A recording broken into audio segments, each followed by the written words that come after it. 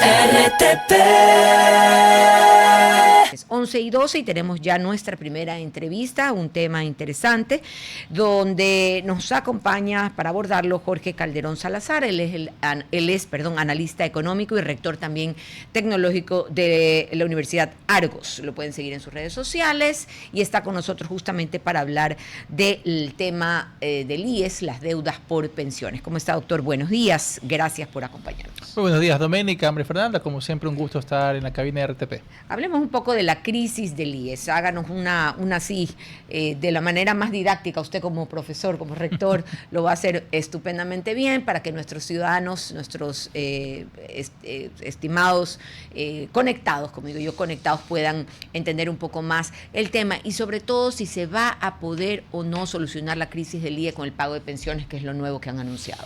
Correcto. La deuda del IES, partamos que es histórica. Esto es porque desde hace mucho tiempo atrás se estableció que el Estado debe cubrir un 40% de las pensiones. Y eso normalmente en los gobiernos no se ha cumplido y eso genera dicha deuda. Entonces, en todo caso, también hubo ciertas modificaciones en temas de la atención del IES. Recordemos que en su momento se aprobó que la persona, el afiliado, podía atender a su esposa y a hijos. Y obviamente ahí empieza también cierto desequilibrio financiero, puesto que me paga solo una persona, pero tengo que atender a 3, 4 o más, a toda una familia. Entonces, son situaciones que han ido generando un peso importante al nivel de gastos y que no se cubre. Ahora bien, siempre ha habido algunos momentos en que se dice, bueno, vamos a resolver lo del IES, vamos a ponernos al día con dicha deuda, y eso no ha sucedido del todo. En todo caso, ahora llega a un volumen cerca de 24.000 millones toda la deuda, es lo que más o menos se estima hasta noviembre de 2024, que estaban los informes, y eso determina que cerca de 17.000 millones son solamente de gasto y los otros 8.000 son de intereses por todos los generados de más de 30 años de esta situación. En todo caso, inclusive cuando el IES establece su presupuesto anual, y obviamente se incluye entre todos los gastos que tiene que cubrir el gobierno central, no se paga todo lo que tiene que recibir el IES. Por ejemplo, para este año el presupuesto estaba en alrededor de 4.400 millones de dólares y el gobierno solo presupuestó 2.500 aproximadamente. Economista, lo voy a interrumpir un poco, porque hay mucha información, a ver si la vamos desmenuzando un poco más. Al igual que muchos, yo también era crítica de esa ampliación de cobertura de salud a los hijos y a las parejas, porque estaba desfinanciado. Pero ¿se tiene claro cuánto afectó eso al Instituto Ecuatoriano de Seguridad Social? ¿Cuánto terminó siendo su costo? Solo en temas de salud, el gasto de es salud, lo único que cubre. En este caso estamos hablando cerca de 12.000 millones de dólares solo en temas de salud en todos estos años, desde enfermedades catastróficas, los tratamientos, pero solo para los adicionales. Bueno, en adicionales estaremos hablando que cerca del 65% de esos 12.000 millones corresponde a los adicionales. Ok. Ahora, lo otro, ¿cuál es la relación BIES-IES? Viene muy bien preguntarlo justamente cuando hay una reforma, una ley que busca reformar el manejo de los depósitos, el manejo de los fondos. Recordemos que hace algunos años se separó la atención del IES con la del BIES para que el BIES funcione como una banca que pueda generar ese tipo de crédito, especialmente los de carácter hipotecario. ¿Y qué sucedió en ese entonces, o desde entonces? Cuando el IES ha tenido algún tipo de problemas de financiamiento porque no le dan todos los rubros, lo que hace es a través del IES hacer desinversiones. Recordemos que como cualquier banco, lo que hace un banco es los depósitos que capta, es colocarlo en algún tipo de inversión, sea crédito o fondos, para poder tener réditos que sirvan para pagar a aquellos que le depositaron. Entonces, y eso se llama inversión. Entonces, ¿qué ha hecho el BIES en algunos casos? Es tener que desinvertir, es decir, sean vender papeles o salir de algún tipo de fondo para poder cubrir el bache financiero que tiene el IES. En el último año se había presupuestado una desinversión de cerca de 1.000 millones de dólares. Al final del día solo tuvo que desinvertir 240 millones, pero es dinero que en algún momento el BIES ya no va a tener, porque tiene que seguir cubriendo todo el tema de créditos y eso va a restar inclusive que pueda prestar menos dinero en el futuro. Ok. Regresemos al Instituto Ecuatoriano de Seguridad Social y creo que hablamos sobre una cifra desconocida. El valor que se le debe y realmente si está justificado todo ese valor, es una parte de lo que han manifestado los diferentes gobiernos. ¿Hay más claridad sobre ese asunto, sobre las cifras? Bueno, recordemos que ha habido una comisión inclusive porque se estableció en su momento el gobierno del presidente Lasso, quedaron las cifras, hubo una actualización hasta el año pasado, tenían que llegarse a un acuerdo según inclusive una de las leyes económicas urgentes aprobadas el año pasado, de que hasta marzo de este año ya se establezcan los rubros pertinentes para establecer un plan de pagos a 10 años. Es una locura, es que ya han pasado demasiado tiempo y no podemos llegar a tener claros los números. Exactamente, y esto tiene que establecerse para hacer un plan de pago a 10 años, que es parte de lo que se estableció en la norma.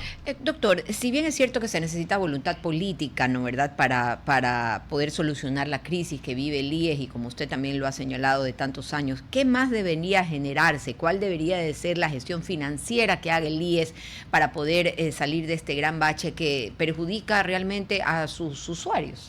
Tú lo has dicho, Doménica, ¿qué se tiene que hacer? Hay varias alternativas que se barajan y que de alguna forma no son tan populares, por así decirlo. Una de ellas es que o se suba los años de aportaciones, la edad de jubilación, entre otras cosas, medidas que en su momento se tomaron en países como Europa, pero obviamente lo hicieron porque las tasas de natalidad tuvieron mucho que ver. Es decir, hay más personas que mueren de las que nacen, y el tema de aportaciones no estaba balanceado. Acá es más asuntos de mala administración, mala eficiencia, corrupción inclusiva. Entonces, irnos por esas medidas que no hay que descartarlas, son poco populares porque no es culpa de la afiliada al final del día ese tipo de situaciones. Lo otro es que sin duda existe un manejo eficiente. Se está hablando de hacer por ejemplo, una de las tantas soluciones, hacer una compra centralizada de medicinas, una de las opciones que barajan para poder por ahí aminorar costos y ser más eficiente en la compra, pero surgen otros problemas. Hay logística para poder transportar todas las medicinas, programas tecnológicos que permitan la administración eficiente. En todo caso, yo creo que va mucho por el tema de una administración adecuada para que pueda alcanzar los recursos que el IES tiene. Solo paréntesis nada más de lo que usted dijo. Es cierto, Europa se vio obligado porque no habían suficientes activos para sostener a los pasivos, sí. Pero Ecuador evidentemente va para allá. Hemos pasado de tener 4 hijos por familia a 1.4, 1.5. O sea, no es algo que no debiera estar ahora en la discusión para que no nos pase luego lo que ya ocurrió en Europa. Cierro nada más el comentario. Y tú lo dices, solo para también afirmar eso, en efecto la media global es de 2.1 hijos que tienes que tener por familia para que exista, para que una generación pueda reemplazar a la que sale, por así decirlo. Y en el caso del Ecuador estamos de entre 15 a 20 años a que eso ya no suceda, y obviamente serán problemas de sostenibilidad para la seguridad social. La falta de atención que se registra hoy en el Instituto Ecuatoriano de Seguridad Social, aunque no lo reconozcan como una crisis, ¿se le debe a qué? Y me refiero en lo que usted conoce, en el análisis económico. ¿Realmente no tiene fondos el IES? Es una combinación de falta de recursos, de lamentablemente mala gestión, de los recursos que tienen una mala gestión. Si estamos hablando que tienen un presupuesto de 4.400 millones de que tiene que recibir recursos del gobierno y solo recibe 2.500 ya de entrada, están ingresando un año sin menos recursos. Segundo, las afiliaciones no son, los recursos por concepto de afiliaciones no cubren todos los gastos que demandan dichas jubilaciones. Tercero, hay un tema también de aportaciones, porque hay que tener en cuenta que hay salud y que hay seguridad previsional, y en este sentido, cuando se diseñó la estructura de la seguridad social, estamos hablando de una referencia de que un aportante se sostenía con 8, un jubilado se sostenía con 8 aportantes. Ahora eso está bajando a 5 o 6 justamente por el tema de natalidad. Entonces, es una combinación de muchos factores que sin duda hay que ponerle a todos ellos muchas alarmas. Doctor, los problemas en el IES son innumerables, son de muchos años atrás, de muchos gobiernos. No solamente es que se necesita decisión política, sino también decisión administrativa para poderlo sacar de la crisis. Si el Ministerio de Finanzas pagara toda la deuda, pongámonos en ese hipotético y excelente caso, si el Ministerio de Finanzas pagara toda la deuda que tiene el IES, ¿saldríamos de los problemas que tiene el Instituto de Seguridad Social? Teóricamente, si yo cojo 24.000 millones y los tuviera, porque y eso que el presupuesto del Estado es 33, es decir, ya no habría nada más para el resto del país, digamos que eso suceda, se trata de un asunto de gestión, porque puede tener los recursos, pero si no hay una adecuada gestión de los recursos, por más que tenga la plata o el dinero, no lo va a hacer. Entonces esperemos que en su momento las personas que administren el IES dejen de verlo el IES, sea con un tema de botín político, o un tema solo para prestar a los gobiernos, de caja chica. Entonces yo creo que si eso salvamos, obviamente cualquier recurso alcanza. Déjeme regresar, y esto no es político a favor de nadie. Regresemos al punto en el que usted pudo identificar en el que sí funcionaba el IES, visto de manera económica y con el principio de servicio. ¿Cuándo funcionó? Para saber qué se hizo en ese momento y replicarlo. Bueno, es que también había una situación de mejor equilibrio entre la cantidad de pacientes que atendía versus los recursos que disponía. Pero desde el momento en que yo amplío la cobertura, pero con la misma base de aportantes, lo que decíamos en su momento, pago una persona, pero va a atender para toda la familia, el desequilibrio empieza a hacerse mucho más asentado, mucho más acelerado.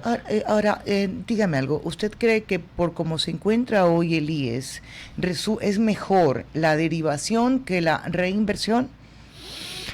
La derivación termina siendo costosa en el tiempo, porque exacto, y porque cada vez hay otros tipos de enfermedades que se tienden, y obviamente eso ya sale inclusive hasta los mismos especialistas que tiene el IES. En todo caso, yo creo que ahí hay que buscar que algún tipo de cobro a los familiares de hecho, ahora lo pagan, pero es el 0.5 algo adicional. Exactamente, pero al final del día no representa nada con todo lo que se tiene que hacer. Entonces, yo creo que hay que ser mucho más sincero en ese sentido, dejarlo de aspecto técnico, de tal forma que el usuario siente el servicio, pero también no genera un impacto a las finanzas del dejemos que esto arda, economista, un poquito. Yo pensé que ya estaba riendo. Imagínense cuánto más leña al fuego le va a poner María Fernanda. Separemos el IES. Y que sea opcional quien quiera pagar por cobertura de salud o quien quiera solamente que el IES le sirva cuando lleguemos a viejito, o para créditos o préstamos hipotecarios. Mira, me parece excelente, porque yo creo que todos los que estamos aquí, aparte de tener el seguro del IES, que es el público, creo que todos tenemos un seguro privado, lo que significa un egreso mayor. Entonces, ¿qué pasaría si eso sería, que sea opcional? Primero, que el IES debería mejorar tanto sus servicios para que no exista una fuga masiva de las personas. Las personas con justa razón van a decir, bueno, si yo ya me voy, dame todo lo que he aportado. Y el IES no tiene los recursos para devolverle a las personas. Entonces, ¿qué se hace con ese recurso que yo ya lo recibí como IES, pero no tengo para dárselo si que la gente quisiera ir? Y obviamente, al ser opcional, yo creo que ayudaría también al IES, porque se quedaría con la cantidad de personas que puede administrar o que puede gestionar. Ahora no lo puede hacer. Déjeme, acláreme un poquito. Nosotros pagamos el 21.5% en aportación. Entre aportación personal y la patronal. Que dice don Ramón, es lo mismo porque sale de su sueldo, María Fernanda. Ningún patronal. Me regañaba siempre, pues me decía eso. De ese 21.5, cuando se hace la distribución de esa aportación de cada ser, ¿cuánto se va para salud? ¿Hay ese distributivo de los ingresos? Bueno, son las aportaciones que recibe, y obviamente ahí está dividido todo el tema de Sí, pero el IES lo hace. Claro. Como para saber cuánto el IES eventualmente, si llegara a arder, como yo digo, hay esa separación entre el IES para asegurarme mi jubilación versus el IES para entregarme salud, o el servicio completo. No, claro, ahí el IES tiene las cuentas de cada uno de los afiliados y sabrá cuánto está recibiendo como aporte, y uno puede revisar en la página lo que teóricamente está compensando en fondos de reservas o los distintos fondos que tienen. O sea, que ese es un dato que voy a pedir así exacto, de cuánto de lo que nosotros aportamos se convierte en salud, y cuánto le significa al IES la cobertura de mi salud. Ya. Había una reforma, yo no sé si se amplió o se modificó, en la que usted tenía un seguro privado, pues, y tenía también el seguro del IES. Primero tenía que cubrirte tu seguro privado, antes que el Instituto Ecuatoriano de Seguridad Social en materia de salud. Eso no precisó el año, pues una reforma que se hizo. Ya voy a averiguar sobre eso. También sería una salvedad. Ahora, regresemos al IES. ¿Cómo resolvemos el problema? Porque decíamos que no es político, pero sí termina siendo político e ideológico también. ¿Qué propuestas se pueden llevar hoy a la mesa para que todos se sienten? Luego sacamos las que nadie se va a querer sentar, pero enganchémonos un poco por lo que sí se puede tratar. Bueno, ahorita en función de eso está el gobierno presentando un proyecto de ley para generar desinversiones del IES en ciertos fondos que ya no le resultan rentables. Yo creo que hay una premisa interesante, pero igual todo al final del día tiene que llegar a que sea administrado de forma técnica, y no sea un tema de que quito por un tema político. Entonces, porque al final del día puede haber una buena premisa detrás del proyecto de ley, pero de día que se ejecute o se haga como se espera es otro asunto, y aquí en el Ecuador ya lo sabemos. En todo caso, yo creo que ahí va a ser importante que los recursos se reciban en tiempo, como está en los cronogramas, para poder atender a toda la población que justamente amerita la atención de lo mismo. Economista, ¿usted tiene idea de cuánto se ha ejecutado el presupuesto del IES? En el IES aproximadamente está en el 45%. ¿En serio? ¿45%? Sí. ¿Qué significa eso? ¿Podemos traducirlo? Que no se está atendiendo a todos los usuarios en la medida que ellos necesitan ser atendidos. Sí, pero me preocupa porque igual está en déficit y solamente ha podido ejecutar el 45% del presupuesto. Eso es algo que yo creo que no hacemos clic todavía con la información. Claro, porque eso te deja ver cómo se está planificando, si se está realmente cumpliendo con lo que se establece, y al final del día todo presupuesto termina aguantando en el papel lo que se coloque. Y el hecho de no tener los recursos, sin duda, verdad debilita que pueda hacer un cumplimiento de la ejecución presupuestaria. Eso me recuerda que tenemos que hablar sobre la proforma presupuestaria que ya fue aprobada también. Regresemos. El IES puede hacer correctivos para que sus déficits sean reales, porque al final, usted es el hombre de los números, yo voy a tratar de ser la señora del ejemplo. Entonces yo pongo que tengo 10,000 en presupuesto para poder gastar, pero resulta que solamente gasté el 50% y aún así mantengo mi déficit. ¿Cómo? Si no ejecuté todo lo que tenía que ejecutar. Y ahí entra el papel de lo que decíamos hace un momento, las desinversiones, de que el IES le pide al BIES recursos de los fondos que tiene justamente, o de recursos que tienen fondos, o de lo que estaba presupuestado prestar a través de los distintos tipos de créditos que tiene el BIES, ya no lo hace, simplemente lo pasa al IES para poder cubrir su déficit. Entonces es una situación que por un lado va a impactar, sea porque no estoy atendiendo al usuario en temas de salud, o sea porque no estoy prestando los créditos que el mismo usuario requiere. En la entrega de recursos para convertirlos en inversión, el IES tiene la prioridad sobre cualquier otro pedido que le hagan al BIES. O sea, mañana va el gobierno nacional y le dice, préstame el dinero, y el IES también le dice, yo necesito que me cubra porque por ahora no tengo. ¿Quién tiene la prioridad ahí? Bueno, recordemos que el Consejo del IES está puesto por los gobiernos de cada momento. Entonces, o sea, la dos. Sí, entonces al final del día políticamente va a haber una decisión ahí que diga a dónde van a privilegiar los recursos, y eso es lo que hemos visto en los últimos años, nuestro gobierno desde hace mucho tiempo, que el IES, y lo decía Doménea, termina siendo caja chica. Es decir, con toda honestidad, ¿usted le ve salida? No hoy, no mañana, no de aquí a un año, pero sí hay salida, porque yo tengo 45, entonces ya estoy haciendo... Me pueden acusar de pánico financiero. Oiga, perdóneme, pero sí hemos vivido en pánico, porque desde que yo recuerdo el IES quiebra. O sea, alguien que me levante la mano y que diga que no es cierto. Así que, bueno, manéjelo, si no quiere no lo responda, ya. Pero con esa afirmación fue más que suficiente. No me dijo nada. Economista, agradecerle por haber estado con nosotros. A ustedes, Mónica, María Fernanda y Doménica, por la invitación. Eso nunca me habían dicho, Mónica, tomo nota. Perdón. Se confundió, yo creo que con Mónica Doménica, ¿verdad? Gracias, economista. RTP